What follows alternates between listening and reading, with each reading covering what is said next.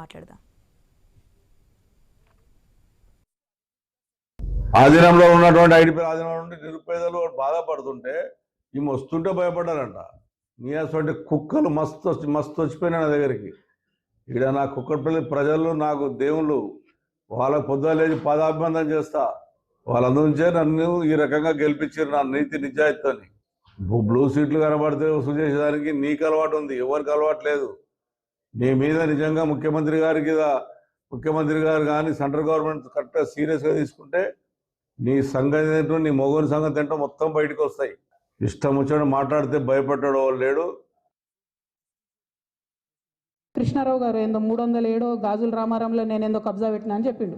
అది కబ్జా పెట్టింది నువ్వు వివేకానందనే కదా.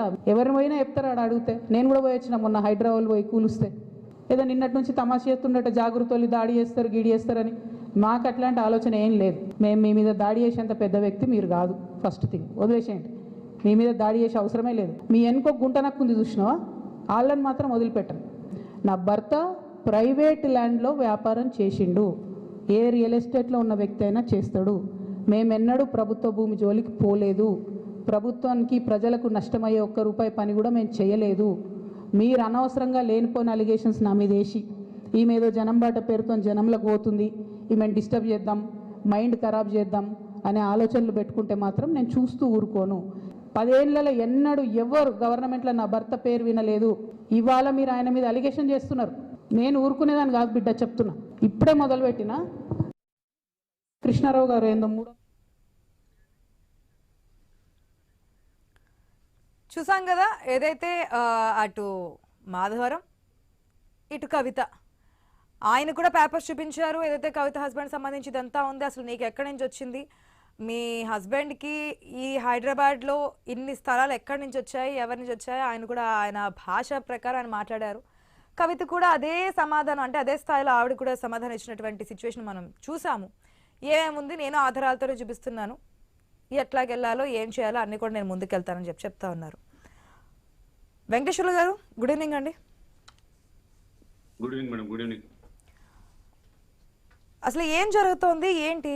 ఒక్కొక్కసారి ఒక్కొక్క స్టేట్మెంట్ వచ్చినప్పుడు విమర్శిస్తూనే ఉంటారని చెప్పుకోవచ్చు. కానీ గతంలో ఏం జరిగింది, ఈ విధంగా ఎందుకు జరిగింది, ఇప్పుడు హిల్ట్ అంటున్నారు, ఆ హిల్ట్ని విభేదిస్తున్నారు. కానీ హిల్ట్ అనేది స్టార్ట్ అయింది, అక్కడి నుంచే స్టార్ట్ అయింది.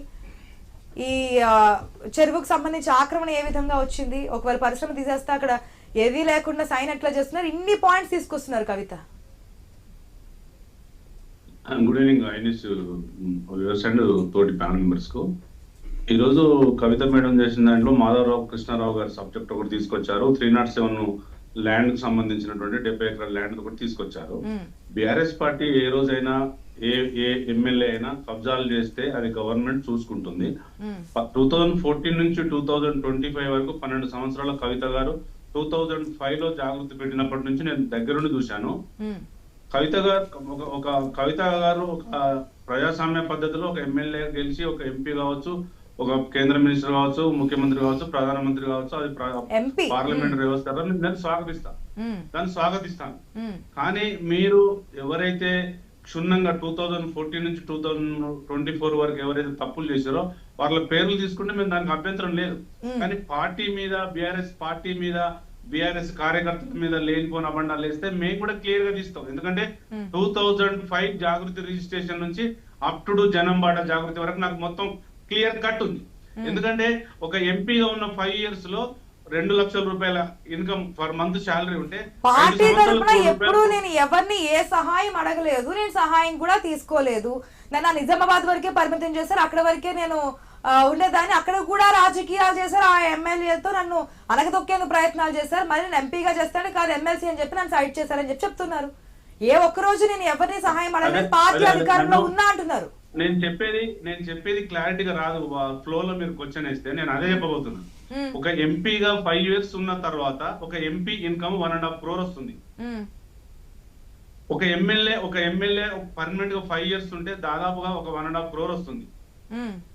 ఎంపీగా గెలిచినట్టు నిజామాబాద్ ఎంపీ కవిత గారు 5 years ఉన్న తర్వాత ఆమె ఓన్లీ ఆ పార్లమెంట్ కాన్స్టిట్యున్సీకే పరిమితం అవుతుంది తప్ప స్టేట్ మొత్తం పరిమితం కాదు, దేశం మొత్తం పరిమితం కాదు. ఎందుకంటే నీకు ఆ 10 దాటి మాట్లాడే హక్కు ఉండదు. ఒకవేళ ఏమైనా ప్రెస్ మీట్లు పెడితే ప్రజా సమస్యల మీద పెట్టొచ్చు, కానీ మిగతా కాన్స్టిట్యూన్సీ డెవలప్మెంట్ కానీ పార్టీ వ్యవహారాలు చూసుకునే పార్టీ వర్కింగ్ ప్రెసిడెంట్ ఒక ముఖ్యమంత్రి స్థాయిలో ముఖ్యమంత్రి చూసుకుంటాడు. మీరు పార్లమెంటు స్థాయిలో పార్లమెంట్కి అంకితం అయిపోతారు. మీరు లోకల్ బాడీ ఎమ్మెల్సీలో గెలిచిన తర్వాత మీరు లోకల్ బాడీ ఎమ్మెల్సీగా పరిమితం అయిపోతారు. మీరు పార్టీ వర్కింగ్ ప్రెసిడెంట్ కాదు, మీరు ప్రెసిడెంట్ కాదు, ముఖ్యమంత్రి కాదు. అది మీరు ఫస్ట్ చూసుకోవాలి. ఇంకొకటి ఏంటంటే, మీరు టిఆర్ఎస్ పార్టీలో ఎవరన్నా మిగతా వ్యక్తులు ఎవరైనా తప్పులు చేస్తే మీరు వెలికి తీయండి, దాని మీద చట్టపరంగా మీరు కంప్లైంట్ చేయండి. ఇంకొకటి ఏంటంటే, కవితక్క గారు ఎప్పుడు చేసినా బీఆర్ఎస్ పార్టీ మీద అపవాదాలు వేస్తుంది. పార్టీ పుట్టినటువంటి ఈ 25 సంవత్సరాల్లో 19, 20, 24 సంవత్సరాలు కవితక్క కూడా పార్టీలనే ఉంది. 2005 నుంచి 20 ఏళ్ళు పార్టీలనే ఉంది. నేను 2001 నుంచి ఉన్నా. కాంగ్రెస్ పార్టీని విమర్శించాలి, బీజేపీ పార్టీని విమర్శించాలి, కానీ బీఆర్ఎస్ పార్టీని విమర్శించే ఏమొస్తుంది? ఓకే, బీఆర్ఎస్ పార్టీని విమర్శించాలనుకుంటే క్షుణ్ణంగా ఏ వ్యక్తులు తప్పులు చేసిర్రు, ఇల్టు పాలసీ ఇంతకుముందు బీపాస్ ఉండే, ఐపాస్ ఉండే, ఇది తెలంగాణ ఇండస్ట్రియల్ డెవలప్మెంట్ కార్పొరేషన్ ఎక్కడ అలిగేషన్ చేసింది, ఎక్కడెక్కడ తప్పులు చేసింది అని చెప్పండి. అది సరిపోతుంది. కానీ ఒక్కొక్కరు తాట తీస్తా అంటే ఎవరు తప్పులు చేస్తారో వాళ్ళ తాట తీయండి. నేను ఏమంటున్నంటే, మేము మాధవరావు కృష్ణారావు గారి దగ్గరికి పోవట్లేదు, మేము అనిల్ సార్ దగ్గర పోవట్లేదు, ఆ ల్యాండ్ల దగ్గర మా బీఆర్ఎస్ పార్టీ పోవడం లేదు. ఎవరైతే మీ మీద ఎలిగేషన్ చేసారో మీరు వాళ్ళ మీద ఎలిగేషన్ చేయండి, బాగుంటుంది.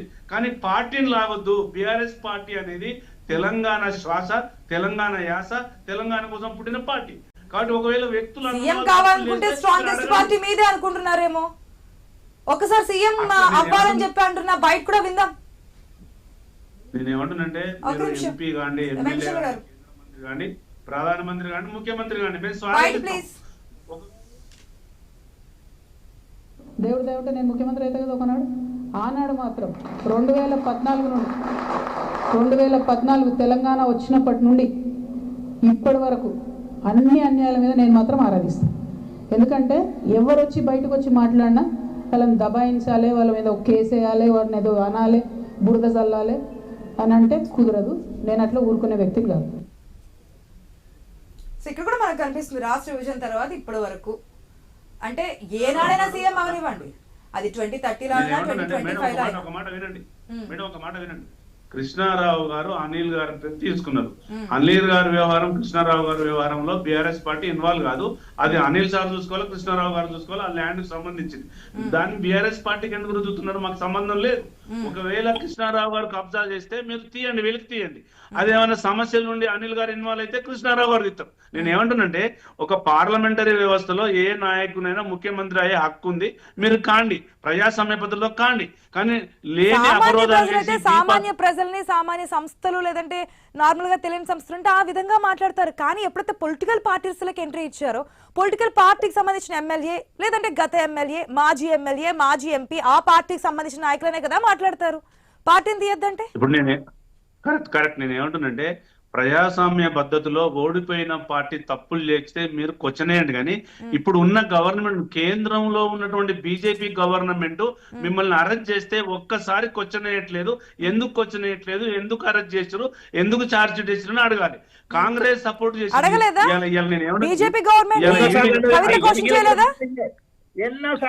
ఎక్కడ క్వశ్చన్ చేస్తుంది? ఎందుకు క్వశ్చన్ చేయలేదు? ఢిల్లీలో ప్రెస్ మీట్ కేసులు పెట్టారని చెప్పి క్వశ్చన్ చేయలేదా? అది పాతది. మీరు చెప్పేది పాతది. నేను ఇప్పుడు అంటున్నాను, ఇప్పుడు జనం బాట జాగృతి బాటకు వెళ్తున్నప్పుడు అక్రమంగా నన్ను ఎక్కడ అరెస్ట్ చేశారు, నా మీద ఛార్జ్ షీట్ ఎక్కడ వేశారు, గవాయి గారు ఏం చెప్పారు, సుప్రీంకోర్టు ఏం చెప్పింది అనేది మీరు చెప్పాలి. ఒకవేళ బీఆర్ఎస్ పార్టీ గత 10 సంవత్సరాలు తప్పులు చేస్తే అది చెప్పాలి. మిగతా దాని గురించి వాళ్లకు సంబంధం లేని వ్యక్తుల గురించి, మాకు సంబంధం లేని గురించి బీఆర్ఎస్ పార్టీ మీద రుద్దడం అనేది భావ్యంగా ఉండదు.